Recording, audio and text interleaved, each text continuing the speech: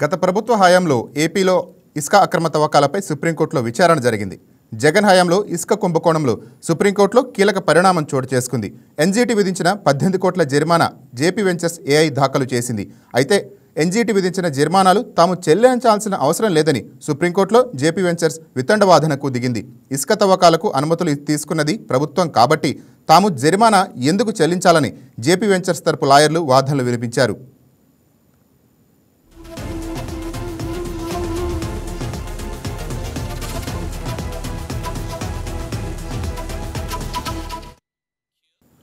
ఇక ఇదే అంశానికి సంబంధించిన మరింత సమాచారం మా కరెస్పాండెంట్ దుర్గాప్రసాద్ అందిస్తారు. దుర్గాప్రసాద్.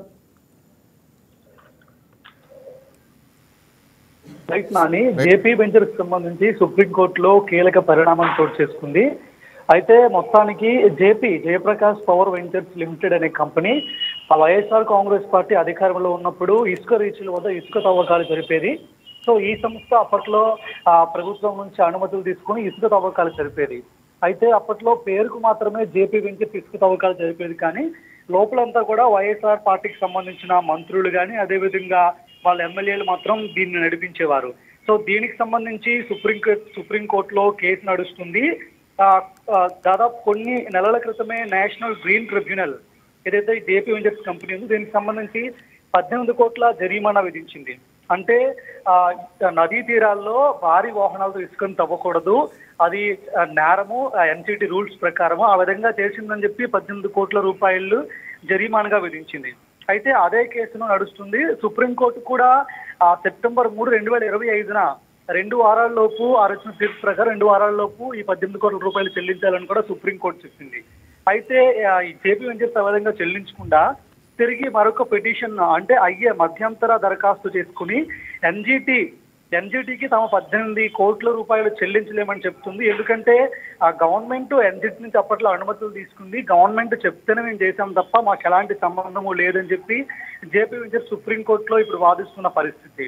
అయితే మొత్తానికి వైఎస్ఆర్ కాంగ్రెస్ పార్టీ హయాంలో భారీ ఇసుక దందా జరిగింది. అప్పట్లో పెద్ద మొత్తంలో అటు వైఎస్ఆర్ కాంగ్రెస్ పార్టీ నాయకులందరూ కూడా 100 కోట్ల రూపాయలు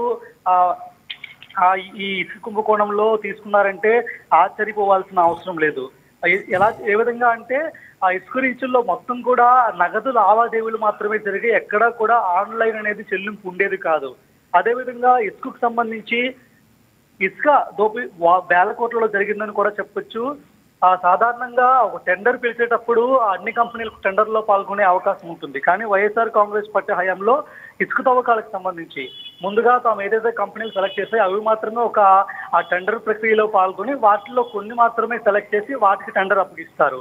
కానీ దాని వెనకంతా ఉండి ఇప్పుడు కథ నడిపించేది మొత్తం వైఎస్ఆర్ కాంగ్రెస్ పార్టీ నాయకులే.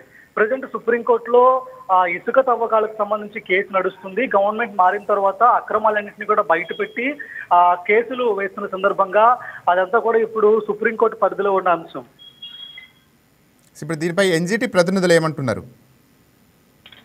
ఎన్జిటి అన్ని రకాల ప్రూఫ్స్ చూపిస్తుంది. ఎందుకంటే అప్పట్లో భారీ యంత్రాలతో ఇసుకని తవ్వకూడదని క్లియర్ గా ఎన్జిటి చట్టంలో కూడా ఉంది. అయినప్పటికీ కూడా దాన్ని అతిక్రమించి పెద్ద యంత్రాలను ఉపయోగించి అప్పట్లో ఇసుకను తవ్వేశారు. అప్పుడున్న అధికారులు కానీ అప్పుడున్న ప్రభుత్వం కానీ చూసి చూడనట్టు విడిచిపెట్టింది. ఎందుకంటే వెనకంతా నడిపించేది రాజకీయ నాయకులే కాబట్టి. అయితే ఆ విషయాన్ని అంతటిని కూడా అప్పుడున్న ఎమ్మెల్యేలే కొంతమంది, అంటే ఒక నియోజకవర్గంలో ఒక ఎమ్మెల్యే దందా నడిపించేవారు, వాళ్ళకే సరిగ్గా కుదరక ఒకరి మీద ఒకరు ఎన్జిటి కంప్లైంట్ ఇచ్చారు. ఆ విధంగా ఇసుక దందా కొంత మేరకు బయటపడిన పరిస్థితి కనిపిస్తుంది ఇప్పుడైతే. ఇసుక దీనిపై ఎన్జిటి మళ్ళీ అఫిడవిట్ ఏమైనా దాఖలు చేసే అవకాశం ఉందా స్టే గురించి?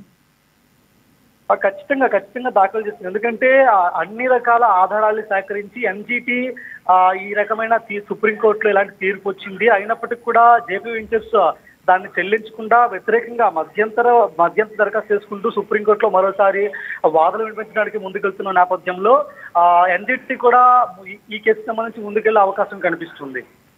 Thank you Prasad. ఈ వీడియో మీకు నచ్చినట్లయితే లైక్ కొట్టి షేర్ చేసి మా వైకే టీవీ ఛానల్ని సబ్స్క్రైబ్ చేయండి.